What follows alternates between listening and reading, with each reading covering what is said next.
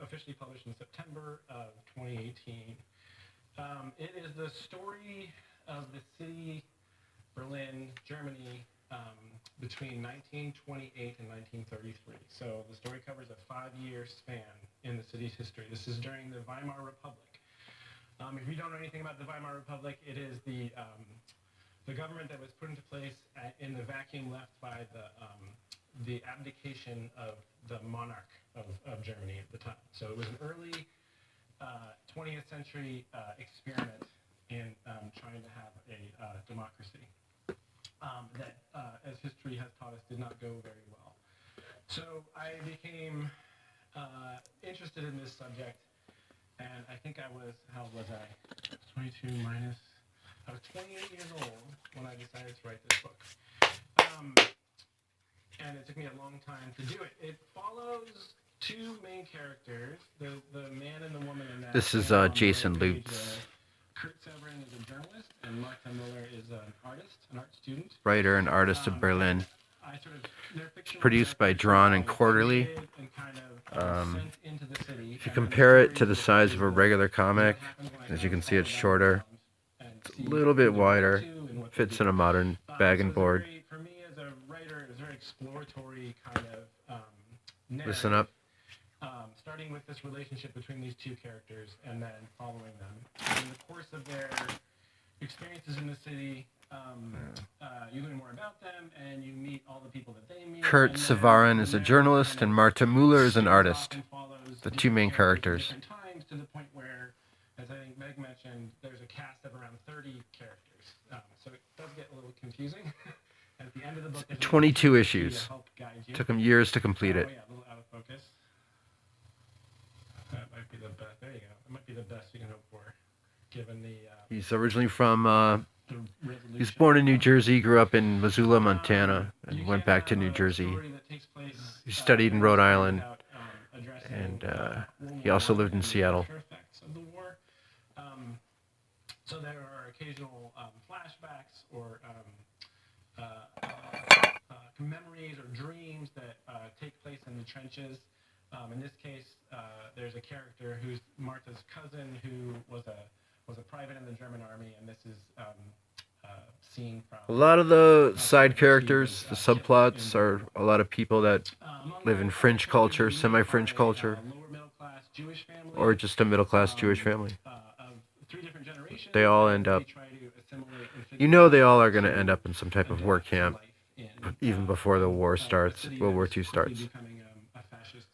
But the story takes place 90 years ago, basically. And then one of the fascinating things about the period is how the politics were enacted in the street, physically. There were something like 29 different political parties in the Reichstag at the time, if you can wrap your head around that. It wasn't just Democrats and Republicans. There was a different political party for every little niche in the populace. The story is amazing. Jason Lutz's attention to detail, architecture, scenery is outstanding. It kind of has like that Tintin type of comic book cartoony feel to some of the faces, but the detail, the anatomy he does is so awesome. It's realism. How that kind of all plays out. And that effort culminates in the May Day demonstrations of 1929, also called Bloody May, because in this particular case, the Communist Party staged a massive illegal street demonstration that ended with the police opening fire on them. Yeah, I got a bunch of stuff in the mail. I ordered off of eBay. They were shot and killed by the Berlin police, and a lot of people see that as a big turning point. Stuff In the tenor of the city at the time. I got in the past few months. There's a Netflix series right now called Babylon. Haven't opened it yet. Which you may have heard of. I haven't really been buying new stuff. It's the most expensive European TV production ever, and it covers this same time. It's like $61, including that includes shipping. Check out the colors. It's like this is 22 issues, near mint. If they weren't like this, I would show each individual one, but it's got like an olive drab, greenish gray to like a green, and then a gray, and then like a light blue. leading up to the last issue, issue 22, goes from like a night blue to like a gray, pink to like a red. Yeah, published by Jordan Quarterly, and took them years to complete, do the full run. I just want to move forward real quick here. Art and beauty. How much did I pay for this one? A total of $14.84. That includes shipping. It was originally published in 1996. This is the first print. Robert Crumb's. Just real amazing artwork. Challenges people's take on women. I think that he is an amazing artist, and his female figures are worth checking out. If you ever can see a Crumb exhibit, it's definitely worth a walkthrough. This is also like a magazine format. As you can see, it's like larger.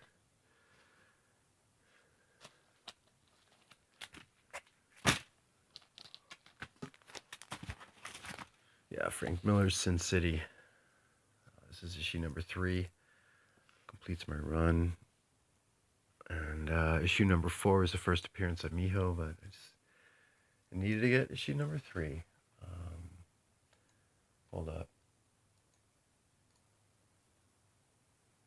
1995. Cover date is January 1995.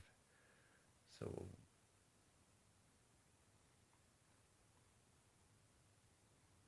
the cover dates are what, usually 2 months before they actually came out. So if the cover date's like January, then this probably came out in like what, November 94.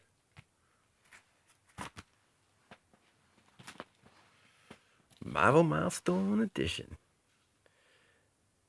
Reprint. This is the second printing of Amazing Spider-Man 129. Came out. The Marvel Milestone Edition, the Marvel Milestone Edition came out in 1993. And the original Amazing Spider-Man 129 issue came out in 1974. The cover date is February 74, so then what, it probably came out like December or November of 73. And that cover is Gil Kane artwork with John Romita Sr. doing the inks, and interiors, stories written by Jerry Conway and co-created with penciler Ross Andrew, and Dave Hunt did the interior inks and colors. And Roy Thomas was the editor at the time. Back then in 1973, 1974. Yep. What else I ordered? Oh yeah, how could I forget? Beautiful copy of The Crow, Death and Rebirth, number 4. And IDW, they did The Crow Pestilence, The Crow Death and Rebirth, The Crow Skinning the Wolves, and something else. The Crow Curae, Curae. They did that one. So they did 4 Crow titles. And this Death and Rebirth one takes place in Japan. I'm not a fan of the artwork, but the story's cool. Definitely supernatural, sticking to that supernatural theme. And yeah, I got that for $15 plus shipping on eBay. I'm trying to look it up right now. Wow, $5 shipping. I paid $20 for this. So like I said, I've been doing more reading, and I just want to cover this real quick.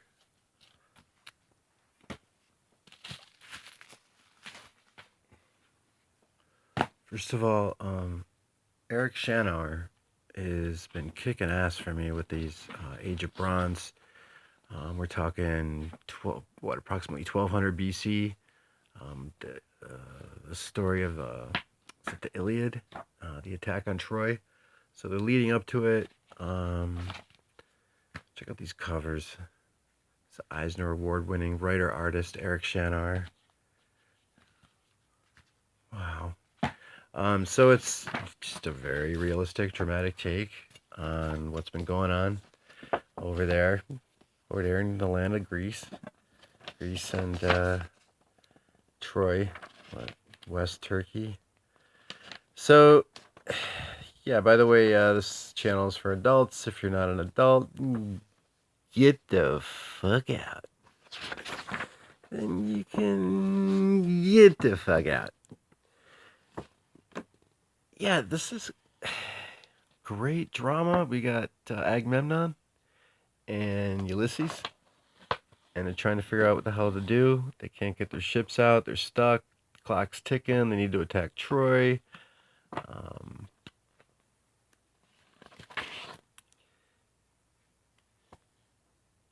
Little side conversations that they have here. People talking about often other people that are standing them up. Ulysses and Agamemnon are talking about trying to get their boats fixed, and this other guy's like, well, we're stranded here, we need to get some food, don't you guys think you should join me, type of thing. And they're like, man, I'll stab this motherfucker right in the back if he's gonna keep talking to me like this. The guy's just trying to help, right? Little side conversations like that are amazing. Goes back, he's gonna see his wife Clytemnestra for a minute, and she's pissed that he's leaving, and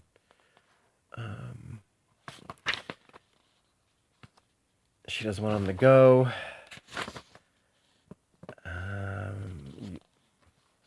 Where is this?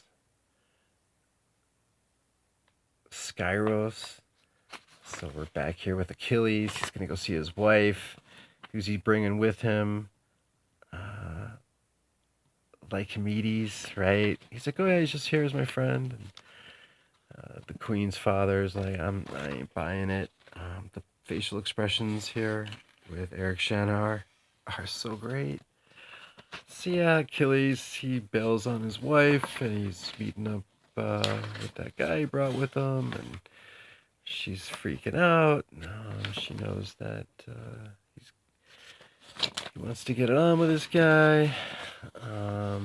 The dad, the next day, is just like, leave. Talk about consternation.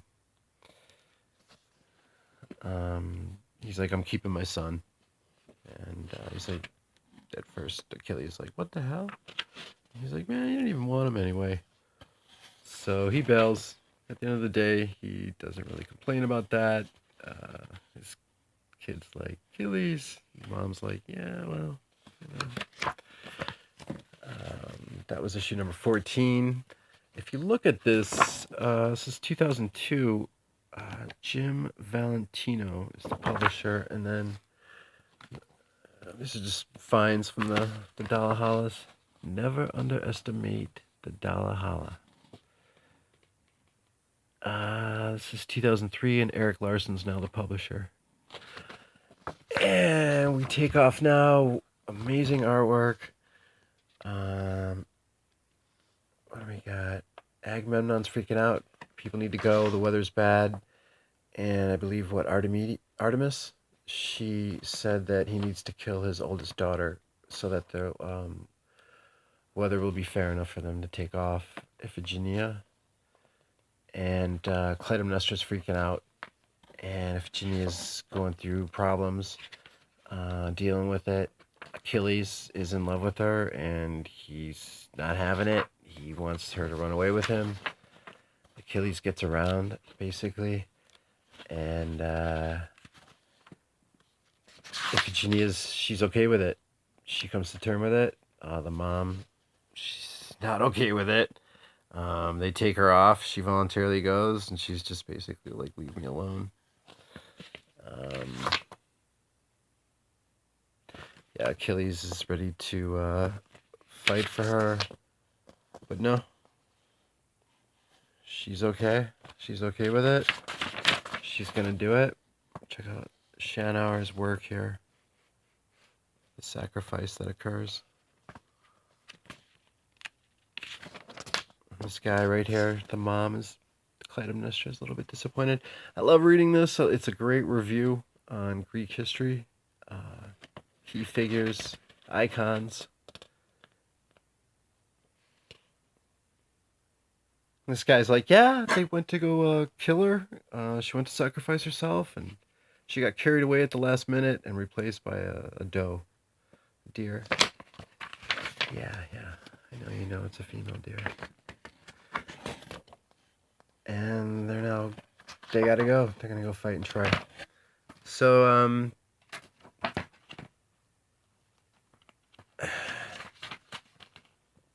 it's great work here. Eric Shanaur. How come nobody has heard of this guy? Nobody talks about him. I love historical fiction or just comic books that help you learn about history with some historically accurate drawings.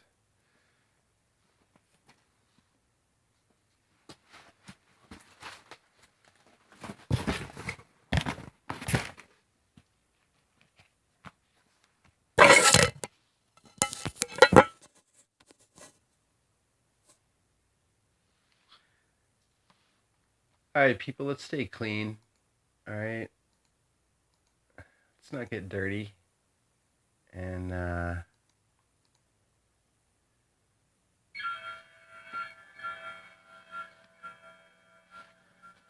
Grant Morrison, Chris Weston. Published by Vertigo Comics. Anyone that's against the status quo, it's got concepts that are gonna wake people up. The Hand is gonna deal. They're gonna suppress it. They're gonna get rid of it. You got the Macroverse, which is pretty much run by the Hand, so to speak, and the Microverse, which is these like nanobots that are taking over. They can take over people. This agent, I think his name's like Agent 888, 999, something like that. He's been brainwashed as it's like a sleeper cell kind of. They gotta wake him up. His original consciousness is called Ned Feely, this perverted old guy. He's like a recluse. Yeah, Chris Weston, look at his artwork here. The type of angles that he gets down. Yeah, I believe this is Mother Earth, that image right there, or Mother Dirt. A hub of information. It's an intelligence organization that is trippy, freaky, naughty, nasty, sex, drugs, and rock and roll. Birth of consciousness, wake up. This isn't about getting woke. This is about people from the two-dimensional comic book universe, and when they enter our third dimension, it messes with their nervous system. I'm talking about this organization, The Hand. Some rich guy from Texas takes some genetically modified porn star's sperm and weaponizes it. Yeah. And this guy, he gets waken up from his sleep to become Agent 999 or 888 again, I can't remember, but he's woke. He's not entirely waking up. He's still clinging on to his old identity, this comfort zone that he had with his pet cat, off and on throughout this book. Look, there's Richard Nixon. I'm not joking. I just gave away a huge part of the plot right there. There's a chimp that was an assassin. Used to be a experiment for the Russians. Yeah, he doesn't like humans, and he's got a real crass sense of humor. We've got anything that kind of wakes people up to how things are really run. That the nastiness, the underbelly of how things work. Any light that is shed upon that, this organization, The Hand, is supposed to take over and take care of you, it, whatever it takes.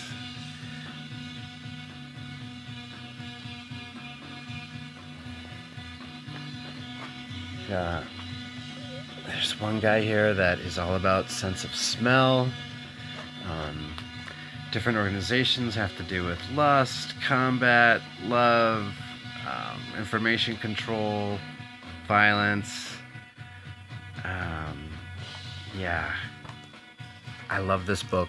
It was so odd. At first it was kind of challenging. I kind of had to force myself through maybe a few pages here and there, but ultimately, I am not even telling you about half of this book. There's so much that's going on here.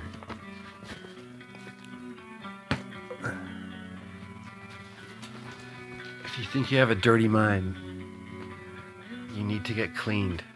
Get rid of that filth. This book will clean you.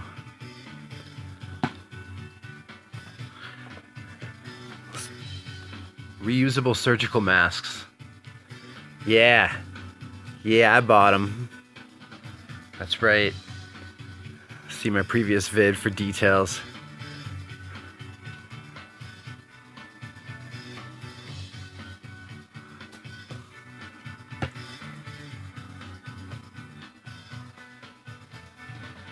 That's all she wrote. Thank you for watching. Stay clean. Happy April Fools. Peace out. Be safe. Wash your hands.